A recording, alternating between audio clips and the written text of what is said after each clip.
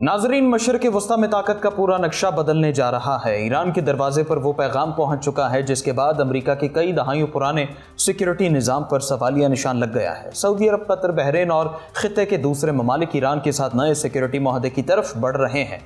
ऐसा मुआहदा जिसमें एक दूसरे की सरजमीन हमलों के लिए इस्तेमाल न होने, तिजारत बहाल करने और खित्ते में एक नया अमन और सिक्योरिटी फ्रेमवर्क बनाने की बात हो सकती है। लेकिन असल धमाका खेज सवाल यह है कि अगर ईरान और खलीजी ममालिक एक ही सिक्योरिटी छतरी तले आ गए तो अमेरिका कहाँ खड़ा होगा? क्या मशरिक़ वस्ता में अमेरिकी असर और रसूख का दौर खत्म होने जा रहा है? क्या चीन और रूस खित्ते के नए सिक्योरिटी ज़ामिन बनने की तैयारी कर रहे हैं? और क्या ईरान, जो बरसों से खित्ते के सिक्योरिटी निज़ाम से बाहर रखा गया, अब इसी निज़ाम का मरकज़ी खिलाड़ी बनने जा रहा है? ये सिर्फ एक मुआहदे की कहानी नहीं, ये मशरिक़ वस्ता में ताकत की एक नई बिसात है जिसकी एक चाल वाशिंगटन से रियाद, तेहरान, बीजिंग और मॉस्को तक सबको मुतासिर कर सकती है। और अगर ये डील वाकई हो गई तो सवाल ये नहीं होगा कि अमेरिका खित्ते में रहेगा या नहीं, सवाल ये होगा कि अमेरिका के जाने के बाद खित्ते की सिक्योरिटी की जिम्मेदारी कौन संभालेगा। आज की व्लॉग में पूरी सूरत हाल पर तफसील से बात करेंगे। आप देख रहे हैं 92 डिजिटल, मैं हूं उसामा ग़यूर अख्तर।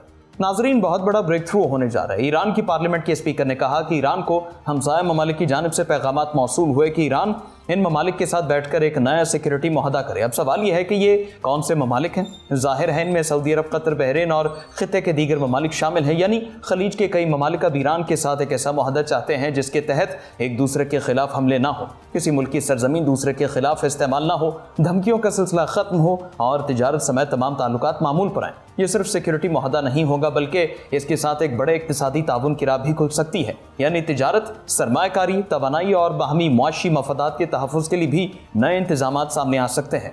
आप इसे एक ऐसी रेड लाइन समझ लें जिससे ना ईरान अबूर करेगा, ना ही खलीजी ममालिक। इस मुआहदे की जमानत चीन दे सकता है, रूस किरदार अदा कर सकता है और पाकिस्तान भी इस अमल में अहम किरदार अदा कर सकता है। अगर ऐसा कोई बड़ा मुआहदा रियाद, दोहा या किसी दूसरे मकाम पर तय पाता है तो ये मशरिक़ वस्ता के सिक्योरिटी निज़ाम में एक बहुत बड़ी तब्दीली होगी। और इस पूरी सूरत हाल का सबसे बड़ा सवाल यह है कि इस नए सिक्योरिटी निज़ाम में अमेरिका कहाँ खड़ा होगा। ईरान की मुमकिन बुनियादी शर्त यही हो सकती है कि खित्ते के ममालिक अपनी सरजमीन ईरान के खिलाफ इस्तेमाल ना होने दें और अमेरिका की मौजूदगी के हवाले से भी नई शराइत तय की जाएँ। चीन भी एक ऐसे इंतजाम में दिलचस्पी रखता है जिससे खित्ते में तिजारत, तवानाई और सप्लाई चेन का निज़ाम बहाल हो।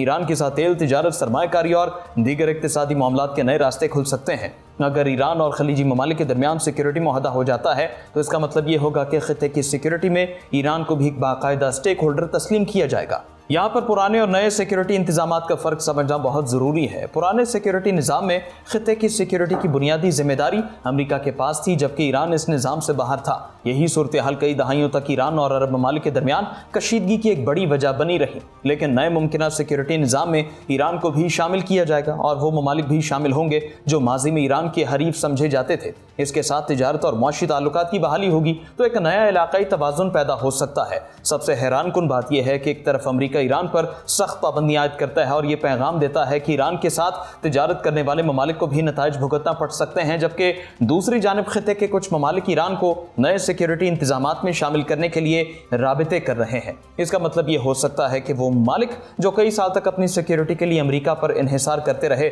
अब अपने सिक्योरिटी मॉडल पर दोबारा गौर कर रहे हैं, क्योंकि जंग का सबसे बड़ा नुकसान सिर्फ मैदान जंग तक महदूद नहीं रहता। अगर ईरान का इंफ्रास्ट्रक्चर मुतासर होता है तो इसकी बिजली, तेल की तनसीबात और मुआशी निज़ाम मुतासर होता है तो इसके असरात पूरे खित्ते पर पड़ते हैं। खलीजी ममालिक ने भी यह हकीकत महसूस कर ली कि खित्ते में एक बड़ी जंग जारी रही तो उनकी सयाहत, सरमायाकारी, तिजारत और मुआशी मंसूबे भी मुतासर होंगे। सऊदी अरब में बड़े आलमी मंसूबे और खेलों के इवेंट्स होते हैं। खलीजी ममालिक अपनी मईशत को सयाहत, सरमायाकारी और तिजारत का आलमी मरकज़ बनाना चाहते हैं। ऐसे में वो कब तक जंग और कशीदगी के साए में रह सकते हैं? इसलिए चीन समेत दीगर ताकतें एक ऐसे इलाकाई सिक्योरिटी निज़ाम की हिमायत कर सकती हैं जिसके जरिए अमेरिका के किरदार में कमी आए और खित्ते के ममालिक खुद एक दूसरे के साथ सिक्योरिटी इंतजामात तय करें। लेकिन यहाँ एक अहम सवाल पैदा होता है कि ईरान को इस नए निज़ाम में शामिल करना क्यों ज़रूरी है? इसकी बुनियादी वजह बहुत वाज़ेह है। अगर ईरान को बाहर रखा गया तो मुस्तक़बिल में किसी भी बड़े तनाज़े की सूरत में ईरान दोबारा बराह रास्त कार्रवाई कर सकता है। लेकिन अगर ईरान खुद इस मुआहदे का फरीक बन जाए तो फिर एक باقاعدہ اصول طے ہو سکتا ہے کہ خلیجی ممالک کی سرزمین ایران کے خلاف استعمال نہیں ہوگی اور ایران بھی ان ممالک پر حملہ نہیں کرے گا، یعنی ایک دوسرے کے خلاف براہ راست محاذرائی کا راستہ محدود ہو جائے گا۔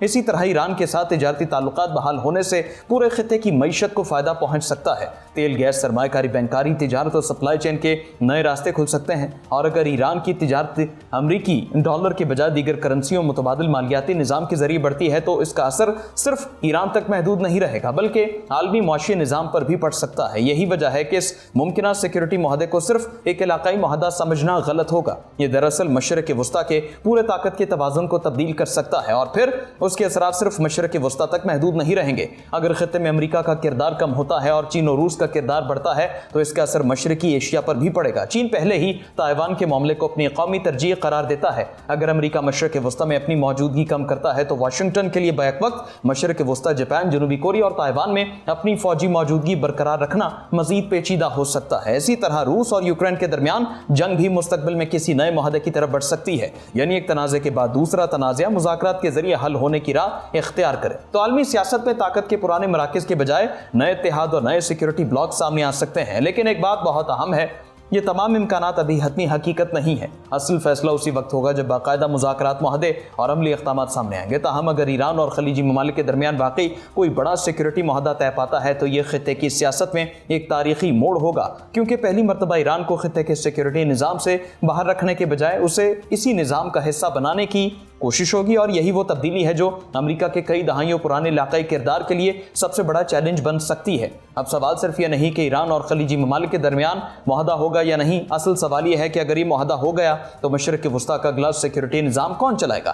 امریکہ، چین، روس یا خود خطے کے ممالک؟ اور اگر ایران اس نئے نظام کا مرکزی سٹیک ہولڈر بن گیا تو پھر اسرائیل کے ساتھ خطے کے دیگر ممالک کے تعلقات بھی کس سمت جائیں گے؟ یہ وہ سوالات ہیں جن کے جواب آنے والے دنوں میں عالمی سیاست کا نیا نقشہ سامنے لا سکتے ہیں۔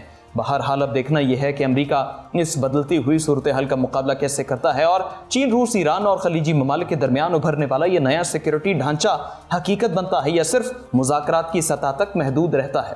ناظرین، اگر ایران اور خلیجی ممالک کے درمیان یہ نیا سیکیورٹی بندوبست حقیقت بن جاتا ہے تو پھر مشرق وسطیٰ میں طاقت کا پرانا نظام کہاں کھڑا ہوگا؟ کیا واشنگٹن خطے میں اپنا اثر و رسوخ برقرار رکھ پائے گا، یا تہران، ریاض، دوحہ اور دیگر دارالحکومت مل کر ایک نیا علاقائی سیکیورٹی نظام تشکیل دیں گے؟ کیا چین اور روس اس خلا کو پر کرنے کے لیے آگے بڑھیں گے، اور کیا امریکہ کے اتحادی بھی اب اپنی سیکیورٹی پالیسی واشنگٹن کے بجائے اپنے علاقائی مفادات کے مطابق طے کرنا شروع کر دیں گے؟ اور سب سے بڑا سوال، اگر ایران کو اسی سیکیورٹی نظام کا مرکزی سٹیک ہولڈر تسلیم کر لیا گیا تو اسرائیل کے لیے خطے میں اگلا مرحلہ کیا ہوگا؟ کیا یہ معاہدہ صرف جنگ کا راستہ روکے گا یا واقعی مشرق وسطیٰ میں طاقت کے پورے توازن کو لٹ کر رکھ دے گا؟ اور اگر آج تہران، ریاض اور دوحہ ایک میز پر بیٹھ گئے تو کل اسی میز پر بیجنگ اور ماسکو کی جگہ کتنی بڑی ہوگی اور واشنگٹن کی کتنی ہوگی؟